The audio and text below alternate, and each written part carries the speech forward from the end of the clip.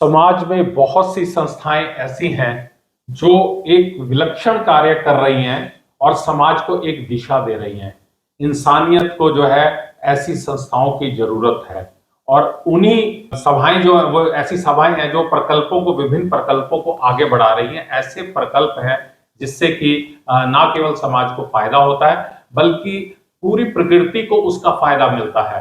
तो हमारे साथ आज मौजूद हैं अर्थ प्रकाश के स्टूडियो में सर्व ब्राह्मण महासभा के राष्ट्रीय महासचिव ज्योतिषाचार्य अंकित रावल, जो कि चंडीगढ़ चैप्टर की आज एक घोषणा करने के लिए आए थे और यहाँ के पदाधिकारी उन्होंने घोषित किए हैं और ये बताएंगे कि किस तरह के प्रकल्प लेके ये सभा आगे बढ़ी है और ब्राह्मणों के उत्थान के लिए और गायों के उत्थान के लिए किस तरह से आगे कार्य करेगी। अंकित जी। ब्राह्मण जगेगा तो विश्व जगेगा, इस प्रकार की सोच को लेकर 1989 में सर्व ब्राह्मण महासभा की नींव को रखा गया। वर्तमान में सर्व ब्राह्मण महासभा के राष्ट्रीय अध्यक्ष पंडित सुरेश मिश्रा जी के माध्यम से आज 40 देशों में सर्व ब्राह्मण महासभा की नींव रखी गई है। इसी बीच में हरियाणा और पंजाब क्षेत्र के विस्तार के लिए मेरा आज चंडीगढ़ आना हुआ। इसी बीच में चंडीगढ़ में पंजाब और हरियाणा का नेतृत्व किस प्रकार किया जाए, उसके लिए यहाँ लंबे समय से यहाँ के ब्राह्मणों पर विचार गोष्ठी कर आज प्रदेश अध्यक्ष, कार्यकारिणी प्रदेश अध्यक्ष, सचिव, कोषाध्यक्ष जैसे जो मुख्य दायित्व हैं उन पदों को आज यहाँ के विद्वान ब्राह्मणों को दिया गया है और उनसे संगठन के विस्तार के लिए हरियाणा में जो वर्तमान में 22 जिले हैं, पंजाब में जो 23 जिले हैं, हर जिले में एक जिला अध्यक्ष और जिला अध्यक्ष के माध्यम से 80 से 90 लोगों की कमेटी हर जिले में खड़ी हो। इस प्रकार की सोच के साथ आज हमारा यहाँ सुंदर कार्यक्रम हुआ। भगवान वैद्यनाथ के सम्मुख बैठकर सैकड़ों की तादाद में जो ब्राह्मण आए थे उन्होंने बहुत उत्साह के साथ इस प्रस्ताव को पारित किया है। वर्तमान की ऐसी ब्राह्मणों के प्रति जो दिशा दिखाई जा रही है, मेरा सबसे पहला स्लोगन था कि ब्राह्मण जगेगा तो विश्व जगेगा। आज वर्तमान की ये स्थिति हो गई है कि कहीं ऐसे मूवियों के आर्टिकल दिए जा रहे हैं, घूसखोर पंडित, कहीं ऐसे बड़ी बड़ी कॉलेजों में ब्राह्मण भारत छोड़ो जैसे नारे लग रहे हैं। वर्तमान में सरकार द्वारा यूसीजी जैसा काला कानून, धर्म सम्राट जगत गुरु शंकराचार्य जी का प्रयाग में उनके बटुक ब्राह्मणों की शिका खींचना ये दर्शा रहा है कि वर्तमान में ब्राह्मणों के प्रति इस देश में क्या हो रहा है। भूतो नातो सदा नंदा सर्वभूतो दयाबरा, भूत भविष्य और वर्तमान ये जानता है कि ब्राह्मणों ने इस राष्ट्र के लिए क्या किया है। आज वर्तमान की स्थिति देखकर इस प्रकार ब्राह्मण अपने आहार को परिवर्तित करें, अपने विचारों को परिवर्तित करें और सिर्फ अपने लिए नहीं, पूरे सनातन के लिए किस प्रकार से हम अच्छी शिक्षा का निर्माण कर सकें, किस प्रकार हम हमारे बच्चों को सशक्त बना सकें। क्योंकि वर्तमान की डिग्रियों के लिए हम सब पीछे भाग रहे हैं, पर जो बच्चों को संस्कार देने चाहिए, जिस प्रकार बच्चों की मर्यादाएं होनी चाहिए, उसमें हम शून्य पर आ चुके हैं। विदेशी लोग हमारे देश में आकर हरे कृष्णा का गुण गा रहे हैं और हमारे लोग विदेशों में जाकर मदिरा पान में डूब रहे हैं। इस संस्कृति को अगर बदलना है तो पहली सोच ब्राह्मण की होगी, इसलिए ब्राह्मणों को बदलना होगा। इस प्रकार सर्व ब्राह्मण महासभा हर राज्य में ब्राह्मणों को एक एक कर ब्राह्मणों की विचारधारा को खगोल रहा है। जिस प्रकार से इन 50-60 सालों में हमारे जो मन की मति भ्रष्ट हुई है, उसको किस प्रकार हम सामूहिक रूप से यज्ञोपवित्र उपनयन संस्कार कर कैसे बदले, कैसे हम हमारे बच्चों को संस्कारों और संस्कृति के साथ जोड़कर कैसे बदले। क्योंकि जब तक हमारा स्वयं का कल्याण नहीं होगा ना, जी। हम पूरी संस्कृति का, सनातन का कल्याण नहीं कर सकते। लेकिन आचार्य जी, मैं एक चीज जानना चाहूंगा कि राजनीति आजकल एक बहुत महत्वपूर्ण विषय है और राजनीति के बगैर कुछ भी आप बदल नहीं सकते। तो ब्राह्मण समाज के लोग ना तो उतने राजनीति में हैं, नंबर एक। नंबर दो, उनको दिशा दिखाने के लिए या जो कानून बन रहे हैं, जैसे आरक्षण का ही कानून है, तो उसमें जो उच्च जाति के लोग हैं वो कहीं ना कहीं एक दिक्कत में रहते हैं, परेशानी में रहते हैं, ना उनको नौकरियां मिल पाती है, ना उनकी कोई व्यवस्था बदल पाती है। तो उसको बदलने के लिए राजनीति चाहिए, कि आपको ऐसा नहीं लगता? देखिए महाराज जी, आपने बताया है, देखिए आज से 3000 वर्ष पहले जी। एक क्रूर शासक धनानंद इतना शक्तिशाली शासक था, और एक शिव शिखाधारी एक विष्णुगुप्त चाणक्य ने उसकी पूरी राजनीति को बदल दिया था। तो ब्राह्मण तो अपने आप में सशक्त है। जब जब जरूरत पड़ी है धर्म को, ब्राह्मण आगे आया है। और अगर आप धर्म का माध्यम लेवें तो कल की अवतार का जो स्वरूप है वो भी ब्राह्मण है। हाँ, किस प्रकार वो अश्व पर आएगा, तो क्या कि जब जब धर्म की हानि हुई है, भागवत में भगवान कहते हैं कि मैं आऊंगा। वो किसका रूप लेकर आएंगे वो तो वो स्वयं जाने। पर वर्तमान की जो राजनीतिक स्टैंड देख रहे हैं, किस प्रकार से आपस में लड़ाया जा रहा है, कभी राम के नाम की राजनीति, कभी गाय के नाम की राजनीति। अगर इनके विरोध में अगर कोई बोलता है तो या तो वो जेल में जाता है, या उसको किसी न किसी प्रकार के षड्यंत्रों में फंसाकर बदनाम किया जाता है। तो इस प्रकार की जो ओछी राजनीति है, क्या वो हमारे देश में पनप रही है? उसका मूल कारण है संस्कार जी। मर्यादा है, मर्यादाओं का हनन हो गया है। आप जैसे विद्वानों के स्टूडियो में आकर किस प्रकार बड़े बड़े आचार्य, बड़े बड़े राजनीतिक अपनी मर्यादाओं को खो देते हैं, वो आपसे ज्यादा कौन बता सकता है। तो हमारा तो यही अभिप्राय है कि ब्राह्मण जगेगा तो विश्व जगेगा। किस प्रकार से हम हमारे संस्कारों को पुनर्जीवित करें, हम हमारे ब्राह्मणों को किस प्रकार एक अलग अलग मोतियों को एक माला में सजोएं और धर्म के लिए किस प्रकार कार्य करें, इस प्रकार हमारा संगठन काम कर रहा है। और समय समय पर हमारे संगठन ने कई ऐसी विपरीत राजनीतिक पार्टियों को उखाड़ा है। क्या समय समय पर ऐसा हुआ है और भविष्य में भी होता रहेगा। अभी मैं किसी भी राजनीति सब्जेक्ट पर टिप्पणी नहीं करूंगा, पर धर्म का संबंध सीधा सीधा ब्राह्मण से है, और बिना ब्राह्मण कोई भी राजा राज नहीं कर सकता। अगर आप सशक्त राजा बनना चाहते हैं, अगर चंद्रगुप्त, सम्राट अशोक और राजा वीर विक्रमादित्य जैसा राज बनना चाहते हैं, क्योंकि उस समय भी बहुत विकास हुआ था उनके राज्य में। आज जो इस प्रकार की विकास की बात हो रही है, क्या उनके समय में क्या विकास नहीं था? विकास उस समय भी था, पर विकास क्षणिक समय का होता है। मनुष्य के शरीर और उसकी आत्मा का निर्माण करना बहुत आवश्यक है। वो हमारे संस्कारों से और शिक्षा से ही प्राप्त हो सकता है। तो इसी निमित्त ब्रह्म समाज का जो हमारा एकता का अभियान है, इस प्रकार जो वर्तमान में सर्व ब्राह्मण महासभा आज 40 देशों में वैदिक परंपराओं को अपना रही है, इस प्रकार से हम हमारी जो प्राचीन वेशभूषा है जी, क्या हमारे गुरुजी कहते थे कि पैंट और शर्ट अंग्रेजों की पोशाक है, पजामा और कुर्ता मुसलमानों की पोशाक है, सनातनियों की पोशाक तो क्या है? हाँ, वही तिलक है, वही कुर्ता है, वही धोती है। क्या आपको लगता है कि धोती और कुर्ता पहनने से हमें कोई सम्मान नहीं देगा? ऐसा आपको लगता है? हम तो जहाँ जाते हैं उल्टा लोग हमें देखकर और उल्टा डबल सम्मान करते हैं, हमारे चरणों में दंडवत हो जाते हैं कि गुरुजी आशीर्वाद दो। तो ये जो हमारी पुरानी प्राचीन वेशभूषा है वो अपने आप में मुक्त करने वाली है। तो हम तो लोगों से यही कहते हैं कि हमें हमारी संस्कृति से जुड़ना है, हमारे खान पान को शुद्ध करना है। पिछले इन 50 सालों में जो भैंस का दूध और जर्सी का दूध हमारे शरीर में जबरदस्ती ठूस ठूस कर डाला जा रहा है, किस प्रकार उसे बाहर निकालें, किस प्रकार से सनातनी गाय को पूजे, जिस प्रकार से हम गाय में 33 कोटि देवी देवताओं का वास मानते हैं, और उस गाय का दूध पीने को कोई तैयार नहीं है। और गाय पर अगर राजनीति हो रही है और गाय पे जितने भी बड़े वक्ता हैं उनसे प्रश्न कीजिए वो किसका दूध पीते हैं। वर्तमान में भैंस का दूध पीने वाला सबसे ज्यादा गाय पर बात कर रहा है। तो क्या इससे क्रांति आएगी? नहीं आएगी। बदलते परिवेश में, सामाजिक परिवेश में एक जो चीज नजर आ रही है, वो जो ब्राह्मण की आपने बात करी कि ब्राह्मण भी अपनी जो एक दिशा थी उस दिशा से दिशाहीन होता जा रहा है और उसके खान पान में भी बहुत बदलाव आ रहा है। तो इस स्थिति को आप किस तरह से देखते हैं? क्या जरूरत है, एक समाज को चेतना देने की जरूरत है या उसमें एक बड़ी क्रांति लाने की जरूरत है? इसमें छोटा सा है संस्कार।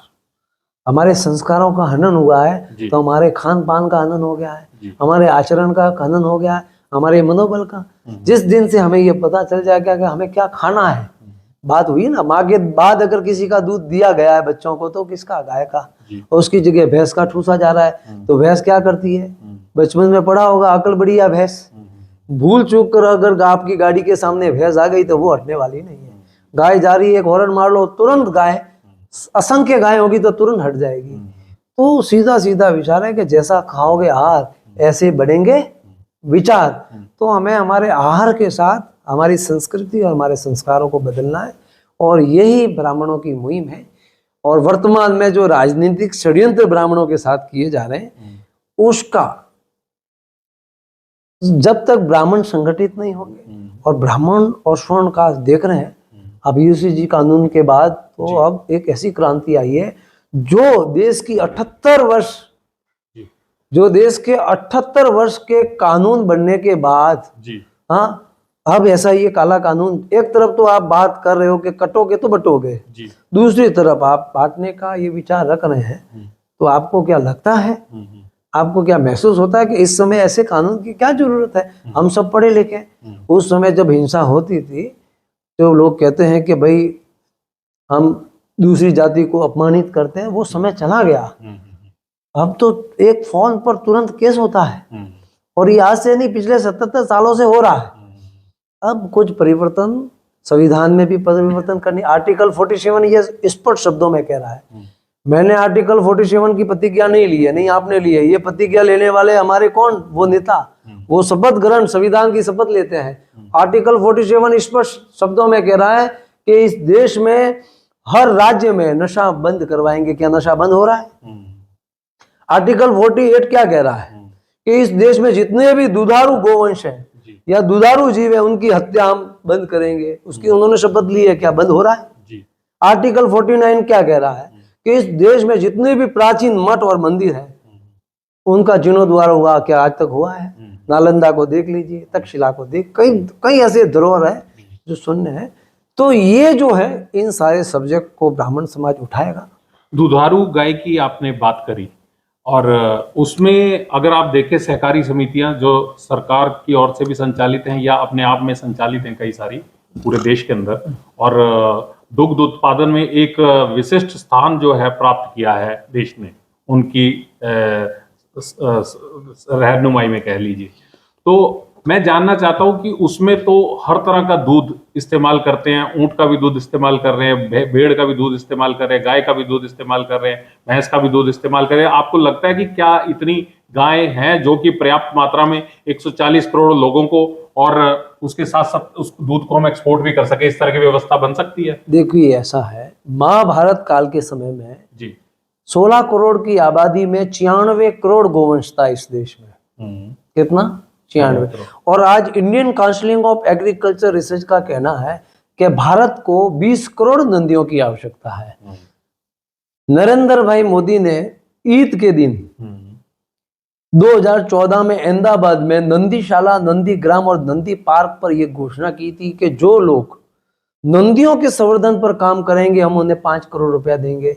आप ये देखिए ना, कितने लोगों ने नंदी संवर्धन पर काम किया है। नंदियों को इकट्ठा कर लेना अलग सब्जेक्ट है, पर नंदी संवर्धन पर काम करना, आप समझने वाली बात है। हमारा 20 करोड़ बोलो तो नंदी तो हमारे पास असंख्य है, पर ऐसे नंदी नहीं है। देखो, बाप मजबूत होगा तो औलादें ऑटोमेटिक मजबूत होगी। हमारे देश में दूध धीरे धीरे इसलिए घटा है क्योंकि अच्छे बुल नहीं है, और जहां जहां बुल है, आज भुवनेश्वरी पीठ में आचार्य घनश्याम व्यास, उन्होंने बुल पर बहुत अच्छा काम किया है, तो वहां 45 लीटर दूध देने वाली गाय वर्तमान। और जब तक आपने अन्य देखो बात की, तो धरती पर 55,000 जीव ऐसे हैं जिनको भगवान ने स्तन दिया है। क्या दिया है? स्तन। स्तन से क्या निकलता है?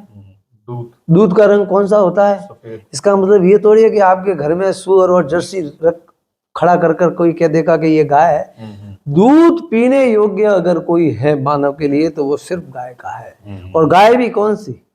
रामा गाय, देसी गाय, भारतीय देसी गाय, वही गाय मनुष्य के लिए दूध के लिए सुचारू। अगर वैज्ञानिक दृष्टिकोण से मैं बात करूं तो गाय के दूध में MDGI प्रोटीन है। आप दिया लेकर घूमोगे ना, वो प्रोटीन नहीं मिलेगा। एक आम आदमी की तो ताकत ही नहीं है, क्योंकि वो बाजार में 70,000 रुपए किलो MDGI प्रोटीन मिल रहा है। क्या एक छोटा आदमी पिएगा बताओ? और दूध पीने से वो पूर्ति MDGI की हो जाएगी। विटामिन 12, विटामिन B, हाँ, आपको कोलेस्ट्रॉल, जो दूध पीते ही विटामिन A में बदल जाता है। और विटामिन A क्या कर रहा है? आंखों की रोशनी बढ़ा रहा है ना, दिमाग को तेज कर रहा है ना, चमड़ी के रोगों से हमें मुक्त कर रहा है। 25 प्रकार के खनिज तत्व है गाय के दूध में। हर प्रकार का खनिज आपको सोना चाहिए, चांदी चाहिए, तांबा चाहिए, गाय के दूध में विद्यमान है। हाँ, 25 प्रकार के जीवन तत्व हैं, 60 प्रकार के पाचायन रस हैं गाय के दूध में। कहने का तात्पर्य यह है कि आप 7 स्टार होटल में चले जाओगे तो भी वहां आपको 7 से 8 प्रकार के जूस मिलेंगे, पर गाय के दूध में 60 प्रकार के नेचुरल जूस है। एक दूध पीने से आपको 60 प्रकार के जूसों का लाभ प्राप्त हो रहा है। गाय के दूध में 2 प्रकार की शक्कर है, 17 प्रकार की गैसें हैं, उसमें से मूल ऑक्सीजन है, नाइट्रोजन है, कार्बन है। तो जो मनुष्य को चाहिए वो संपूर्ण गाय का दूध है, संपूर्ण आहार। इसलिए हमारे ऋषियों ने उसको सुपाच्य कहा है। बिना, अभी बीच में आप देखिए एक लड़का है भारत में जिसने 13 वर्ल्ड रिकॉर्ड बनाए हैं, जिसे लोग देसी टार्जन संजय सिंह पहलवान के नाम से जानते हैं। वो बालक सिर्फ गाय का दूध पीता है और रोज के 10,000 दंड लगाता है। कितने? 10,000। क्या एक आम आदमी लगा सकता है? जी। कोई खाता नहीं है, कोई पीता नहीं, सिर्फ गाय का दूध। तो आप समझ सकते हैं कि गाय के दूध में कितनी शक्ति है। जी। गाय का दूध सिर्फ 6 महीना वो नंदी पीता है। नंदी का शरीर का विकास देखा आपने? किसी की हिम्मत है? अगर 6-7 महीने, 8 महीने, 12 महीने तक उस सांड को पिला दिया जावे तो उसका शरीर का इतना विकास हो जाता है, किसी की हिम्मत नहीं होती। तो हम उस गाय के दूध की बात कर रहे हैं। गौवंश की अगर हम बात करें, हिंदुस्तान में जो दशा है या दुर्दशा कहीं जो है इस वक्त, तो आपने वो देखी होगी, सड़कों के ऊपर गाय माता बड़े दुर्दशा में इधर उधर घूमती रहती है और हम अपने गौवंश को बचा नहीं पाते। चंडीगढ़ के अंदर ही अभी हाल ही में एक प्रकरण हुआ कि जो गोवंश सरकारी जमीन के ऊपर चलाए जा रहे हैं, नगर निगम जिसको चला रही है चंडीगढ़ की, और वो वहां पे बहुत बड़ी तादाद में जो है गौएं मर जाती हैं। तो ये जो दुर्दशा वाली स्थिति है, पॉलीथीन का रही है सड़कों के ऊपर, उनकी तरफ किसी का कोई ध्यान नहीं है। और जो हालांकि कुछ बजट सरकार की तरफ से जरूर बढ़ाया गया है, लेकिन बजट के अलावा क्या जो एक सामान्य देखभाल जो बच्चों की जिस तरह से घर के अंदर रहती है, क्या इस तरह से तौर तरीका नहीं है कि कोई अडॉप्ट करके उनको अच्छी देखभाल की जा सके? देखिए, देश की आजादी के समय में इस देश में 32 लाख वर्ग किलोमीटर का जो क्षेत्र है जी, उसमें से 40% गोचर था, 40% जमीन फॉरेस्ट के पास, बची 20% उसमें हम हमारी खेती कर रहे हैं, हम हमारे नगरों को बसाए हैं, हम हमारे गाँव को बसा रखे हैं। जी। फॉरेस्ट की जगह वो की वो है, गोचर बचा है, सब लोगों ने हड़प लिया। सरकार ने सबसे ज्यादा अगर गोचर को हड़पा है तो सरकार ने। अब ये सोचिए कि गोचर किसका घर था? गाय का। जिसको आप रोड पर घूमने वाली गाय कह रहे हो ना, उसका तो बहुत बड़ा घर था। अब आप सोचिए कि आपको अगर आपके घर से कोई निकाल देता, आप कहाँ जाओगे? रोड पर ही जाओगे ना। खाना नहीं मिलेगा तो झूठा ही खाना पड़ेगा ना। तो वो स्थिति आज गाय की, वो नहीं भटक रही है। अगर भारत का हर व्यक्ति ये प्रण ले लेगा कि मैं गो आधारित आहार ग्रहण करूंगा, देखिए गो क्रांति आ जाएगी। अच्छा, रही बात फंड की, सरकार फंड ले रही है, पर क्या सरकार अपने फंड पर अंकुश है? उनको पता है कि हमारा फंड कहाँ जा रहा है? भ्रष्टाचार इतना है कि वो पैसा आता ही नहीं है, वही बढ़ जाता है सब। अच्छा, कहीं गौशालाओं में मिल रहा है, तो गौशालाएं आत्मनिर्भर कैसे बने, उस पर कोई काम करना नहीं चाहता। कितना पैसा दोगे आप? जी, कितना पैसा दोगे? सरकार कितना पैसा? पर हमें उसके लिए एक बहुत अच्छा कंट्रोल बनाना पड़ेगा। हमें बहुत अच्छे वेल ट्रेन गो पालक खड़े करने पड़ेंगे। फॉरेस्ट की जितनी भी जगह है, हमें वन अभ्यारण्य, गो अभ्यारण्य बनाने पड़ेंगे। नंदी अभ्यारण्य, जितने भी जो घुमक्कड़ नंदी हैं उनके लिए जंगल अभ्यारण्य के रूप में बदलना पड़ेगा। भाई कहीं तो कोई उनको जगह देनी पड़ेगी ना। जो रोड पर घूम रहे हैं उनको कहाँ ले जाएंगे? या तो उनको मार दो, जी। या तो ये है कि या तो उनको मार दो। भाई हर जीव का जीवन है, 25 साल से कोई भी ये गाय ज्यादा जिंदा नहीं रहती। एक मनुष्य की 100 साल की आयु है तो एक गाय की 25 साल है, हद से ज्यादा 27-30 मान लो, इससे ज्यादा नहीं है। 30 साल का उसका जीवन काल सुरक्षित रहे तो उसके लिए कई ऐसी योजनाएं बन सकती है, पर वही लोग बना सकते हैं जो वास्तविक में इसके प्रति समर्पित है। अब भैंस का दूध पीने वाले तो खाली बातें करेंगे जी। वो इस पर काम नहीं करेंगे। अच्छा, मैं पूरे देश में वीडियोग्राफी करूं, यूट्यूब पर वीडियो बनाओगे, इसने ये किया उसने ये किया, बहुत अच्छा है, प्रोत्साहन होना चाहिए, होना भी चाहिए और आज देश में हो भी रहा है। 2009 में गाय को कोई समझता नहीं था, पर आज इस देश में ये क्रांति आ गई है कि पूरा विश्व गाय को समझने लगा है जी। गाय के प्रति अवेयरनेस आई है, तो ये बहुत जोरदार प्रकल्प है और लोगों में अवेयरनेस आई है, सरकार भी अवेयरनेस आई है। लेकिन अगर भारतवर्ष की बात करें तो अगर हम देखेंगे कि हम नदियों को जो है माँ के समान देखते हैं, गंगा माता, यमुना माता, सरस्वती माता, तो यही हम गायों की दृष्टि से देखते हैं कि गाय हमारी माता है। हमने बचपन से सुनी है ये चीज और मानते भी हैं हम, लेकिन बावजूद उसके बीफ एक्सपोर्ट में हिंदुस्तान सबसे ऊपर है, नंबर 1 की स्थिति है उसकी। उस वजह क्या है, क्यों नहीं रोक पाते इस चीज को? देखिए, ये एक राजनीतिक सवाल है। मैं ठहरा गोपालक जी, गो सेवक, मैं ना तो कभी इस क्षेत्र में गया हूं कि कौन गाय का मांस बेच रहा है, कौन कहाँ से आ रहा है, और ये है कि जो राजनीतिक जिन्होंने संविधान की प्रतिज्ञा ली है, आर्टिकल 48 को पढ़े, अपनी प्रतिज्ञा का निर्वाह करें। जितने भी, मैं गाय की नहीं, जितने भी दुधारू जीव हैं उनकी हत्या पर एक अंकुश लगे। पहला आपका दूसरा जो प्रश्न था कि किस प्रकार हम दूध की पूर्ति करेंगे, तो सीधी सी बात है, आप भी जब जो मांस, या तो 2 प्रकार हो सकते हैं, या तो आप गाय को मारकर उसका मांस बेच दो, या फिर गाय को बचाकर उसका दूध बेच दो। तो अब आपको तय करना है ना, सरकार तय करेगी ना। हमारे पास तो ऐसी कोई शक्ति है नहीं। अभी मैं परशुराम बना नहीं, जिस दिन परशुराम बनूंगा और वर्षा आएगा तो किसी की मजाल नहीं है कि मेरे सामने या मेरे देश में कोई गाय की हत्या पर बात भी कर ले। जी। हाँ, मेरा अंतिम सवाल है कि सर्व ब्राह्मण धर्म सभा, महासभा, इस ने अपना नया चैप्टर यहाँ पे शुरू किया है, तो कौन कौन से प्रकल्प लेके और कौन कौन सी चीजें लेके, गौ माता से जुड़ी हुई या एक गरीब कन्याओं से जुड़ी, ब्राह्मण कन्याओं से जुड़ी हुई, इस तरह के प्रकल्प लेके आगे बढ़ेंगे? विप्रधेनु सुर संत जी, विप्रधेनु सुर संत ली जो मन जो अवतारा। भगवान ने कहा है कि ब्राह्मण, गाय, साधु और देवताओं की जब जब हानि होगी, जब जब मैं अवतरित होऊंगा, तो हमारे संगठन का मूल यही कार्य है, किस प्रकार ब्राह्मणों में जागृति लाई जाए, किस प्रकार गाय की रक्षा हो, किस प्रकार संस्कृति के माध्यम से हमारे इस देश में आचार्य शास्त्रियों का निर्माण हो, जिससे संस्कृति में बदलाव आए, आचरण में, आहार में बदलाव आए, संस्कारों में बदलाव आए, और उसके बाद हम जब हमारे में अच्छे संस्कार हो गए तो ही हम राजतंत्र को बदल पाएंगे। यही हमारा प्रकल्प है। और सर्व ब्राह्मण महासभा 40 देशों में इसी प्रकार के प्रकल्प चला रहा है।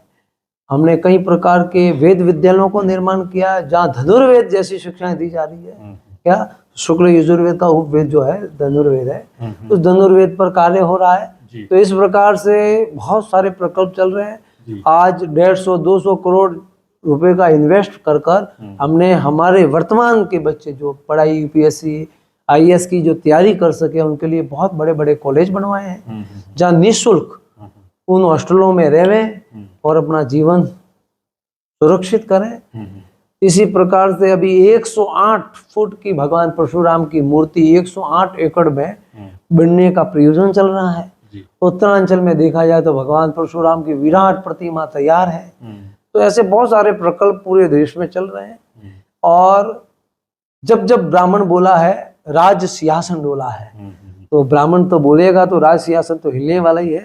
तो ये जो अभी ऐसे यूसीजी जैसे जो कानून लाए हैं, सरकार स्वतः समझकर अपने विवेक से अगर इसमें कुछ ना कुछ परिवर्तन करती है तो उनके लिए अच्छा होगा। नहीं तो जब जब ब्राह्मण बोला है और राज सिंहासन, तो ये सरकारें तो डूल जाएगी और नए आएंगे, चलता रहेगा। तो धर्मे रक्षित रक्षित, जो धर्म की रक्षा करेगा धर्म उसकी रक्षा के लिए हमेशा तैयार है और हमें किसी से भय नहीं है। नहीं, हम तो क्या अहिंसा को मानने वाले हैं। ब्राह्मण ने कभी हिंसा नहीं की है। हम अहिंसा को मानते हैं। क्या चाणक्य ने कभी भी किसी पर हथियार चलाया हो तो देख लो। हाँ, और ये है कि जब जब हानि हुई है तो हमने ऐसे कई क्षत्रियों को तैयार किया जो अपना रणभूमि में रणभंगार बन जाते हैं और समय आने पर अपना। तो बस यही हमारा आज इस कार्यक्रम में हमने बहुत सुंदर रूपरेखा बनाकर जी हमारे दीपक जी को प्रदेश कार्यकारिणी अध्यक्ष नियुक्त किया है। जी आप हमारे साथ जो मंत्री हैं, इसी प्रकार 8 से 9 लोगों को यहाँ का प्रभावशाली पद दिया गया है, जिससे आपके माध्यम से पंजाब और हरियाणा में वर्तमान में बहुत जोरदार कार्यक्रम हो सके। एक बार ब्राह्मण संगठित हो। हमारी योजना है कि हर जिले में ब्राह्मण संगठन हो, उसका जिलाध्यक्ष हो, उसके नीचे उससे 80 से 90 लोगों की टीम हो। अगर एक जिले में 100 लोगों की टीम बनती है तो 45 जिलों में 4500 लोग हो जाएंगे। तो ये कार्यकारिणी ब्राह्मण समाज की होगी 4500 लोगों की, तो अपने आप में सशक्त होगी, मजबूत होगी और इससे फिर धीरे धीरे समय आने पर कहीं और प्रकल्प चलते रहेंगे। तो ये थे हमारे साथ सर्व ब्राह्मण महासभा के राष्ट्रीय महासचिव ज्योतिषाचार्य अंकित रावल जी, जिन्होंने कहा है कि ब्राह्मण समाज को दिशा देने का काम कर सकता है, बशर्ते ब्राह्मण का खुद का जो व्यवहार हो वो बहुत जिसे कहें कि सही रास्ते पर हो। और गायों की सेवा को लेकर उन्होंने कहा है कि गाय के दूध को अगर हम प्रमोट करें तो बहुत सुपाच्य और पौष्टिक एक हमें जो है पदार्थ मिल सकता है। लेकिन हम फिलहाल जिस तरह से गायों की दुर्दशा देख रहे हैं उस पर राजनीतिक लोगों को सोचने की जरूरत है। साजन शर्मा, कैमरामैन अजीत कौशल के साथ अर्थ प्रकाश के लिए धन्यवाद।